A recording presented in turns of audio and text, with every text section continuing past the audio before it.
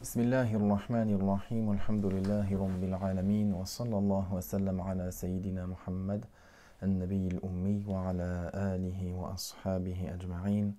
اللهم علمنا ما ينفعنا وانفعنا بما علمتنا وزدنا علما نافعا يا كريم. آمين آمين. أما بعد،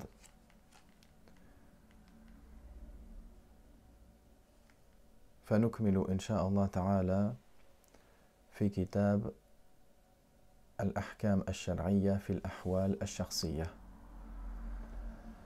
Inch'Allah ta'ala, dans le livre du mariage, nous continuons dans le livre du mariage intitulé Al-Ahkam al-Shar'iyya fi al-Ahwal al-Shakhsiyya. Nous continuons dans le chapitre des conditions du mariage. فقال إذا زوج الأب بنته البالغة العاقلة بأمرها ورضاها وكانت حاضرة بنفسها في مجلس العقد صح النكاح بمحضر شاهد واحد رجل أو امرأتين. Donc dans les conditions pour que le contrat de mariage soit valide, il a dit, le cheikh rahimahullah, que si le père a marié sa fille qui est pubère, saine d'esprit, par son ordre à elle et son accord, et qu'elle était présente par elle-même lors du contrat, alors le contrat de mariage est valable en présence d'un témoin homme ou de deux femmes. C'est-à-dire, ici, le cas de figure, si on veut expliquer un peu le cas de figure, ou l'exemple en cela, parce qu'on a dit précédemment que le tuteur, parmi les conditions du mariage, il faut qu'il y ait deux témoins, hommes, qui remplissent les conditions qu'on a citées, ou un témoin homme et deux témoins femmes.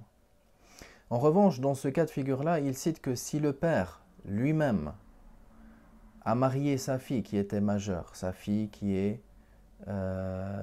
lui a donné l'autorisation et son accord bien sûr, et qu'elle était présente, donc il y a le tuteur, il y a cette femme-là, et cette femme-là a mandaté, a ordonné son père de la marier.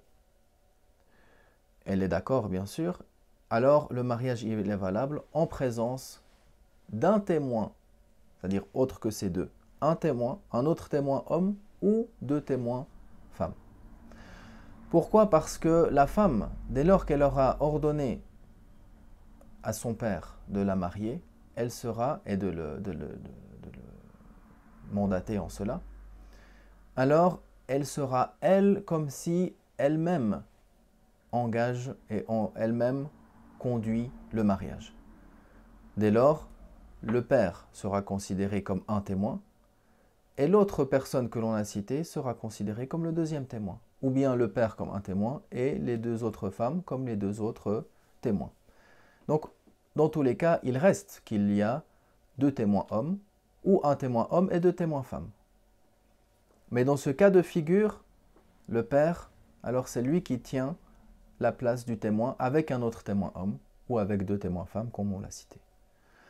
وكذلك إذا أمر الأب غيره أن يزوج بنته الصغيرة فزوجها بمحضر رجل أو امرأتين والأب حاضر بالمجلس صح النكاح.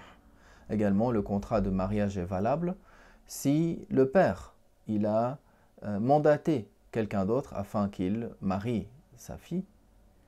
Alors il l'a mariée, c'est-à-dire suite à celui qui est ordonné donc de cela, celui qui est mandaté, en présence d'un homme et en présence de deux témoins. Et le père est présent. Alors, il est présent donc dans l'assemblée.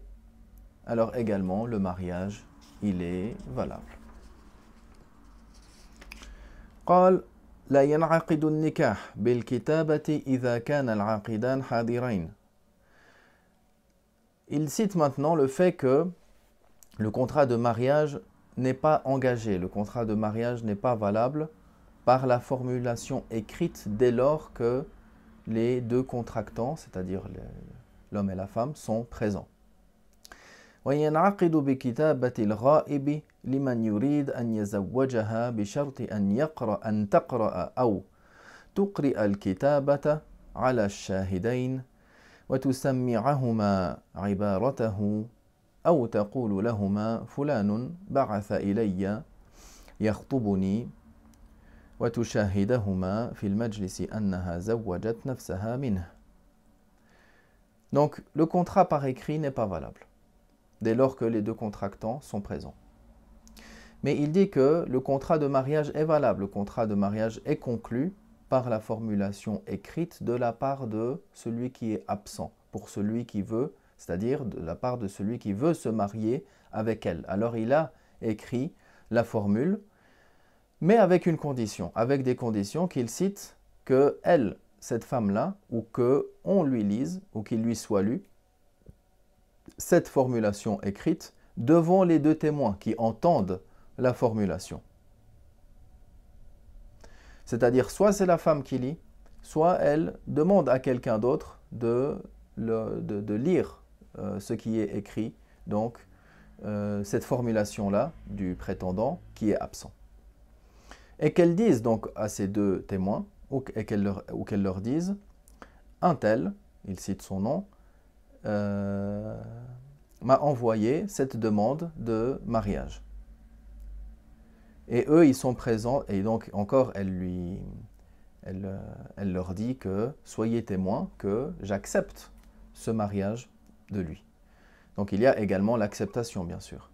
Et donc eux sont témoins dans l'assemblée que elle aura accepté ce mariage, elle se sera mariée à lui par cette acceptation et cette formulation qu'il aura citée.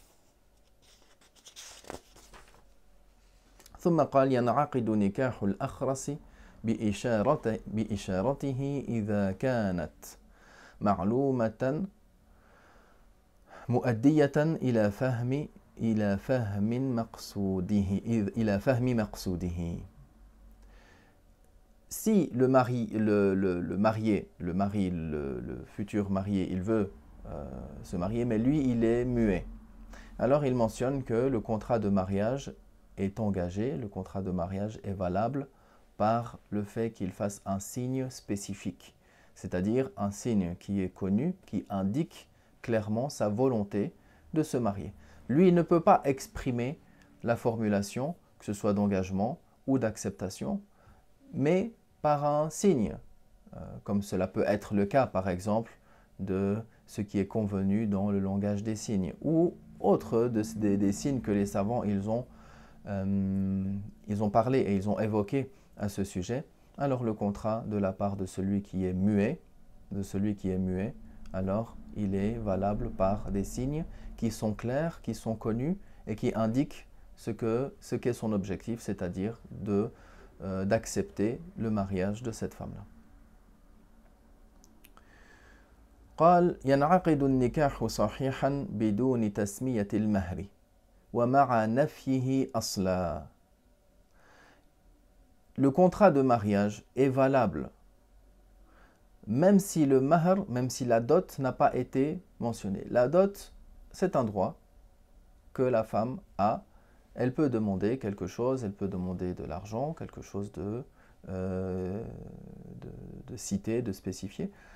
Le contrat de mariage est valable même s'il n'a pas été cité. Même s'il n'a pas été cité.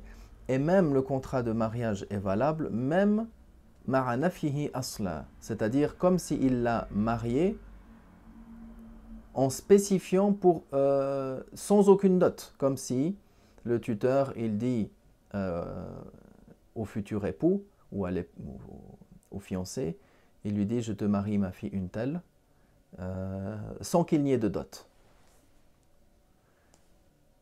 Le contrat de mariage est valable. Le contrat de mariage est valable. Si la dot n'a pas été citée, ou s'il a été cité qu'il n'y a pas de dot qui est mentionné, qui est demandé dans ce mariage. وَبِالْعَقْدِ يَجِبُ مَهْرُ الْمِثْلِ لِلْمَرْأَةِ. Et par le contrat de mariage, c'est-à-dire dans le cas où rien n'a été cité, ou dans le cas où on a cité le fait qu'il n'y a pas de dot, alors quand même, par le contrat, on a dit le contrat de mariage est valable, et quand même, par le contrat, il est obligatoire, la femme a le droit à une dot de ses semblables. C'est-à-dire la dot que l'on accorde habituellement aux femmes qui sont semblables. Walhamdulillah wa sallallahu wa sallam ala rasulillah.